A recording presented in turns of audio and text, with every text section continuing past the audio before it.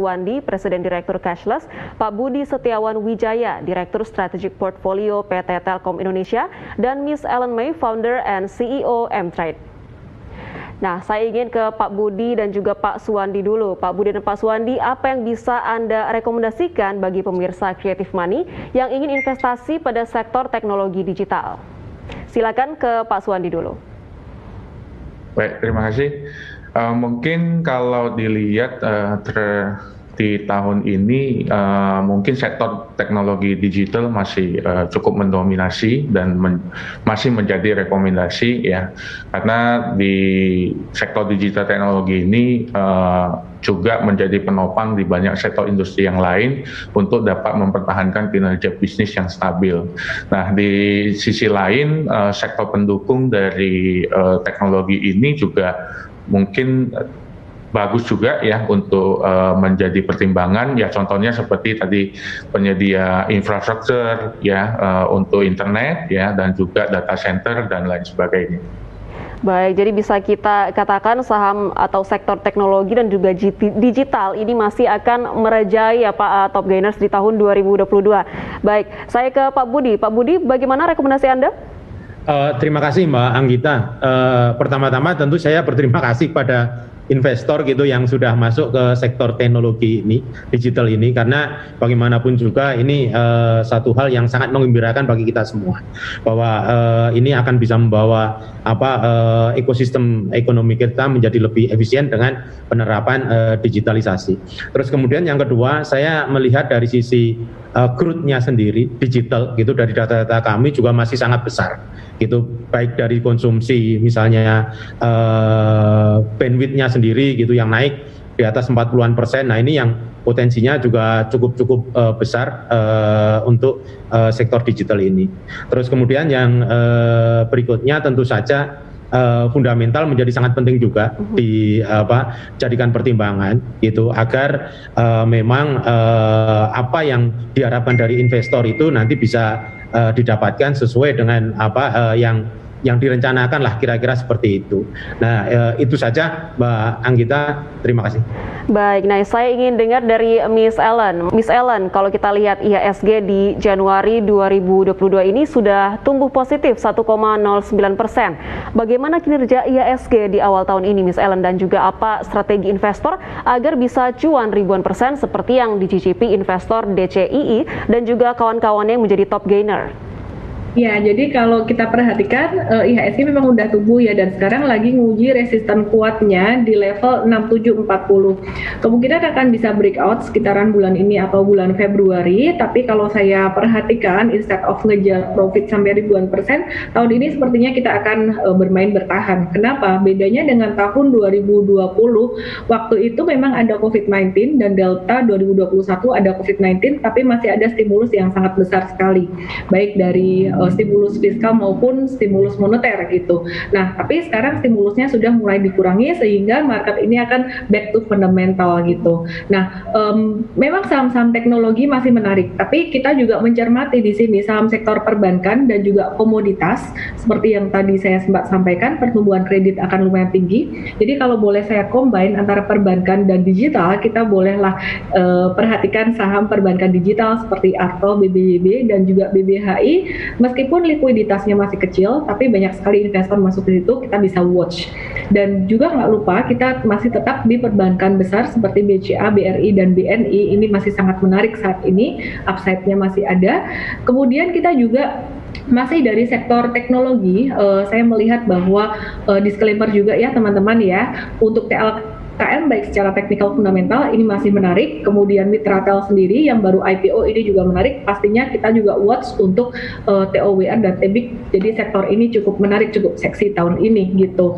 Kemudian untuk saham-saham digital lainnya yang mungkin secara kapitalisasi nggak terlalu besar, seperti contohnya DMMX, terus kemudian juga ada cash dan yang lain-lain, kita masih akan tetap terus watch karena masih akan aktif, tapi lebih ke arah trading.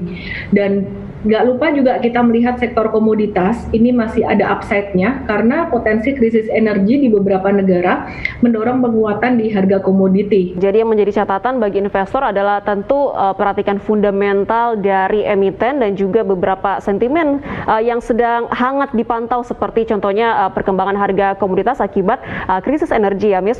Baik, kita masih akan lanjutkan perbincangan kita. Pemirsa jangan kemana-mana, Creative Money akan segera kembali di segmen terakhir dengan tips investasi dari para narasumber.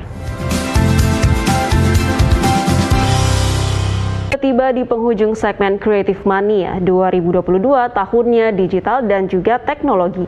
Nah, kita akan ke Pak Budi, Pak Suwandi dan juga Miss Ellen. Ini apa rekomendasi bagi Anda untuk pemirsa Creative Money yang ingin mendulang cuan dari portfolio investasi di sektor digital dan juga teknologi pada 2022? Terkhususnya ini apa yang perlu ditimbang dan juga apa yang perlu diwaspadai? Dari Pak Suwandi dulu, silakan Pak. Terima kasih. Kalau mungkin beberapa rekomendasi sih lebih tepatnya ke tujuan investasi dulu ya. Tujuan investasinya itu apa, dan para investor juga harus secara konsisten berinvestasi sesuai dengan tujuan masing-masing yang sudah ditetapkan.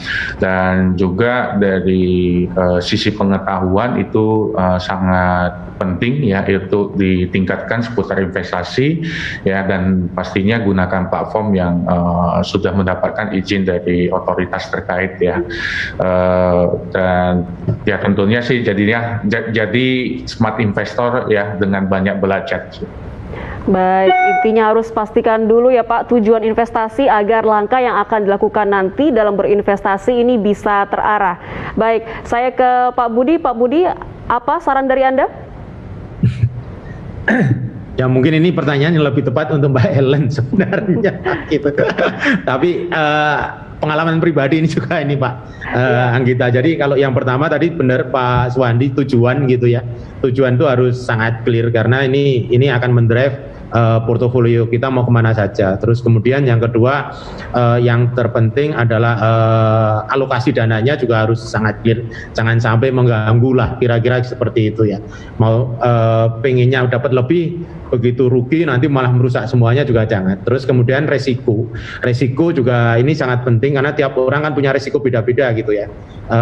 Nah ini juga menjadi hal yang memang perlu diperhatikan. Terus kemudian kalau saya pribadi memang fundamental penting juga dipelajari gitu, karena bagaimanapun juga fundamental ini yang nanti secara jangka panjang akan membawa value dari investasi kita. Nah, sehingga penting bagi investor untuk belajar tentang teknik-teknik fundamental dalam mereview suatu investasi.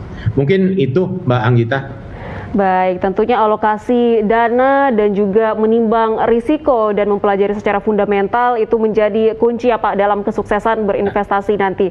Baik, terima kasih. Saya sekarang ke Miss Ellen. Miss Ellen, apa nih yang perlu ditimbang dan juga diwaspadai dalam berinvestasi terkhususnya di tahun ini yang masih menjadi tahun yang bisa disebut penuh dengan ketidakpastian? Indecision atau tantangan terutama dari tapering dan juga dari COVID-19 sendiri. Yang pertama pastinya tetap berinvestasi pada sektor perbankan, teknologi dan juga consumer goods sangat murah sekali ya, hampir nggak pernah dilirik, tapi valuasinya untuk Indofood ICBP itu sangat murah sekali. Nah itu yang pertama untuk investasi. Tapi yang kedua di market yang penuh indecision ini pasti akan ada banyak sideways-nya dan ini sangat bisa dimanfaatkan sekali untuk trading. Meskipun demikian untuk trading ini bukan mainan untuk pemula, istilah kata tuh bukan pemula nggak boleh sekedar coba-coba ini aja gitu. Kalau mau coba mungkin bisa dengan uang kecil dulu, dan kami di M-Trade siap membantu teman-teman untuk real time trading juga. Jadi untuk saham-saham teknologi yang geraknya sangat volatile itu sangat-sangat kita bisa manfaatkan sekali untuk mendulang cuan dalam jangka pendek. Terlepas dari itu semua, investasi leher ke atas atau ilmu akan memperbesar cuan kita dan juga meminimalisir kerugian kita. Baik, nah ini intinya jadilah investor yang pintar seperti kata Pak Budi dan juga kata Pak Suwandi tadi ya, dengan mempertimbangkan risiko, mempelajari fundamental dan juga tentunya pastikan dulu tujuan investasinya ini untuk apa nantinya. Baik, terima kasih Miss Ellen, Pak Suwandi dan juga Pak Budi sudah berliterasi dalam Creative Money kali ini. Salam sehat selalu. Sehat selalu. Ya pemirsa, terima kasih atas perhatian